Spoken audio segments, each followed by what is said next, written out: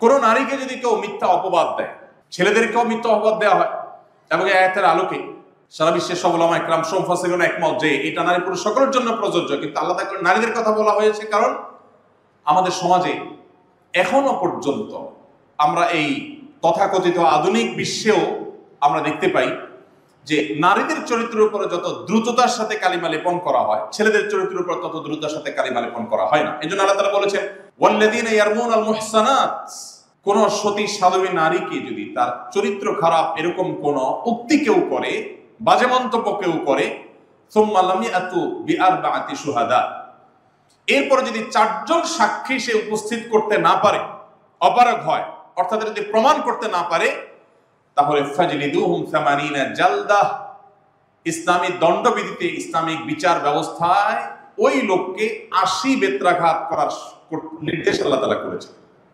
শুধু তাই নয়, কোরআন কারীমে আল্লাহ তাআলা আরো বলেছেন এই রকম দোষে দোষী, অর্থাৎ কোন নারীর চরিত্রে কালিমা লেপন করে সেটাকে প্রমাণ করতে পারে নাই এমন ব্যক্তিকে আল্লাহ তাআলা লানত তার উপরে বর্ষিত হয়, এবং তার সাক্ষ্য ওই শরিয়া আদালত আর কোনোদিন গ্রহণ করবে না।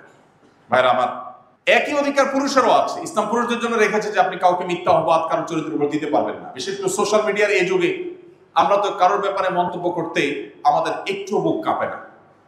সামান্য একটু কোন রকম অজুহাত পেলেই, বিশেষ করে যদি প্রতিপক্ষ হয়, তাহলে তার কোনো কথাই নেই।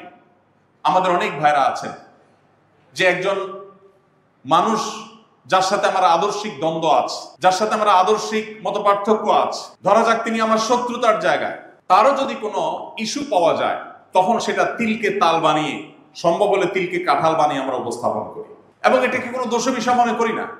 অথচ একজন ইমানদার আল্লাহর সামনে তাকে দাঁড়াতে হবে, তিনি তার সেই জবাবদিহিতার বোধ থেকে তিনি কখনো কারোর প্রতি অবিচার করতে পারেন না। কোরআনে কারীমে আল্লাহ তাআলা বলেছেন ওয়ালা ইয়াজরিমান্নাকুম শানাআনু কওমিন আল্লা তা'দিলু ই'দিলু হুয়া আকরাবু লিত-তাকওয়া, তোমার শত্রুর সাথে তুমি শত্রুতা বশত জুলুম করবার অধিকার আল্লাহ তাআলা তোমাকে দেন নাই।